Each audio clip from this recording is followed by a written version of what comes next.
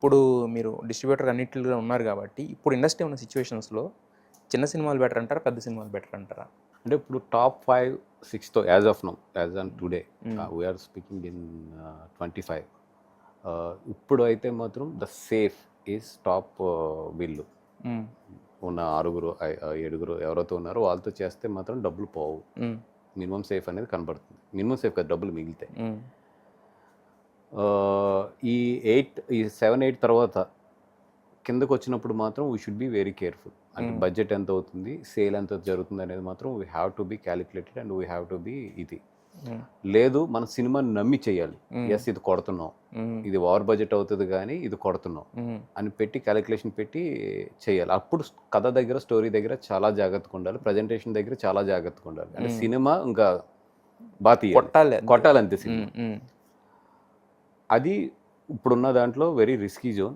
అది మన గట్స్, మనకున్న దీని మీద మనం పెట్టుకుని ఎదురుకెళ్ళాలంతే. చిన్న సినిమా రిస్క్ తక్కువే, అట్ ద సేమ్ టైం పోతే మొత్తం డబ్బులు పోతాయి.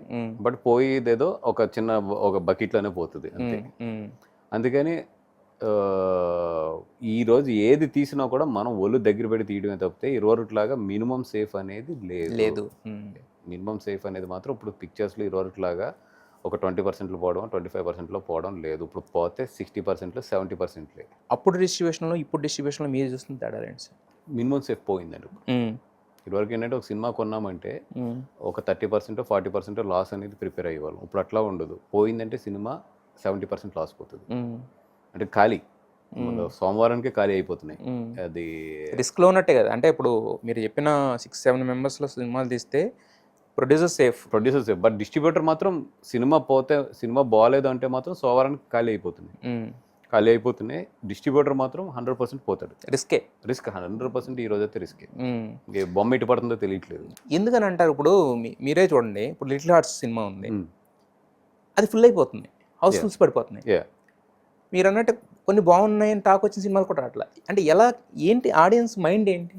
ఏం లేదండి, ఆడియన్స్కి ఏంటంటే చాలా బాగుందని వెళ్ళాలి. ఇప్పుడు లిటిల్ హార్ట్స్ ఉంటే అదిరిపోయిందని వెళ్ళింది. బ్లాక్ బస్టర్ అంటే వాడు వచ్చేస్తున్నాడు ఎక్సైట్మెంట్లో, బాగానే ఉంది. ఆ బాగానే ఉంది కదా, ఓటీటీలో చూద్దాం అంతే. పోయింది తర్వాత చూద్దాం, బాగుంటే ఓటీటీలో చూద్దాం, పోయిందంటే తర్వాత చూద్దాం. అదిరిపోయింది అంటే అప్పుడు కారు తీస్తాడు. సింగిల్ స్క్రీన్స్కి ఫ్యూచర్ లేదు అనే మాట బాగా వినపడుతుంది. మల్టీప్లెక్స్లో కానీ ఫ్యూచర్ ఉందా? మల్టీప్లెక్సెస్ ఉందండి, 100% ఉంది. సింగిల్ స్క్రీన్స్ కూడా వెల్ మెయింటైన్ థియేటర్స్. అంటే వాళ్ళు వెల్ మెయింటైన్కి ఏమో పాపం వాళ్ళకి ఇన్కమ్ సరిపోవట్లేదు సింగిల్ స్క్రీన్స్లో. బట్ వెల్ మెయింటైన్ థియేటర్స్కి మాత్రం 100% ఇప్పుడు ఆదరణ ఉంటుంది. బట్ ఏంటంటే దానికి వచ్చే రెంటల్ కానీ ఇది కానీ సరిపోవట్లేదు.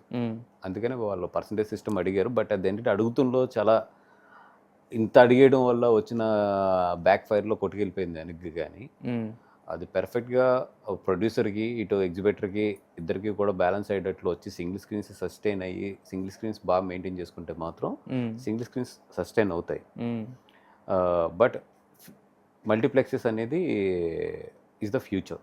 సింగిల్ స్క్రీన్స్ ఏంటంటే ప్రెస్టీజియస్ సింగిల్ స్క్రీన్స్ ఉండాలి. అంటే జగదాంబ, అట్లాగే రాజీవరాజ్, అట్లాగే ఏంటంటే ఒక ప్రెస్టీజియస్ సింగిల్ స్క్రీన్స్ కింద ప్రెస్టీజియస్ ఉన్న దాన్ని. ఇప్పుడు మీరు అన్నట్టే ఒక సినిమా బాగాలేదంటే సోమవారం నుంచి రానప్పుడు కష్టమే కదా సార్. దాన్ని అంతగా మీరు చెప్పినట్టు వెల్ మెయింటెనెన్స్ అనేది కూడా కష్టం అవుతుందండి. అంటే వన్ థింగ్ ఉంటుందండి, పర్సంటేజ్ సిస్టంలోకి వస్తే ఇది సింగిల్ స్క్రీన్స్ ఒక సంవత్సరంలో 2-3 పెద్ద సినిమాలు బాగా ఆడినా కూడా సస్టైన్ అయిపోతాయి. రెంటల్ సిస్టమ్ ఏదో ఇంకా సస్టైన్ అవ్వదు. మరి మొన్న లాస్ట్ టైం జరిగింది చాలా పెద్ద రిఫ్ట్ అయిపోయింది కదా. పర్సంటేజ్ సిస్టమే వేరే ఎక్కడికో వెళ్ళిపోయి అది ఒక సినిమా మీద పడిపోయి పవన్ కళ్యాణ్ గారి దాకా వెళ్ళిపోయి చాలా పెద్ద పెద్ద ఇష్యూస్ అయినాయి కదా. అంటే అప్రోచ్ తప్పాలి. లేకపోతే మధ్యలో ఏమన్నా మ్యానిపులేషన్స్ ఏమైనా జరిగినాయి అంటారా? అది తెలియదండి.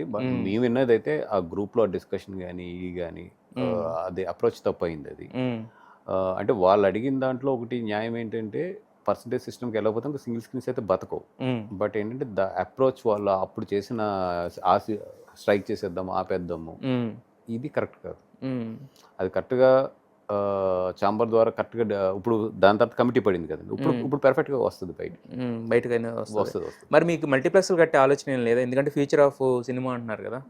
మరి ఏం వద్దండి, హ్యాపీగా ఇప్పుడు ఉన్న వ్యాపారాల్లో మంచి సినిమాలు తీసుకుందాం, చేసుకుంటా. రిలాక్స్గా హ్యాపీగా ఉందాం. ఏదో ఒక 2-3 థియేటర్లు ఉన్నాయి, వాటిని జాగ్రత్తగా చూసుకుందాం, సార్ హ్యాపీగా వెళ్ళిపోతుంది తప్పితే ఇప్పుడు పెద్ద పెద్ద బడ్డీలు పెట్టేసుకుని పెద్ద పెద్ద వ్యాపారాలు చేసేసి అంత అవసరం ఇంట్రెస్ట్ లేదు. అంత ఇంట్రెస్ట్ లేదు.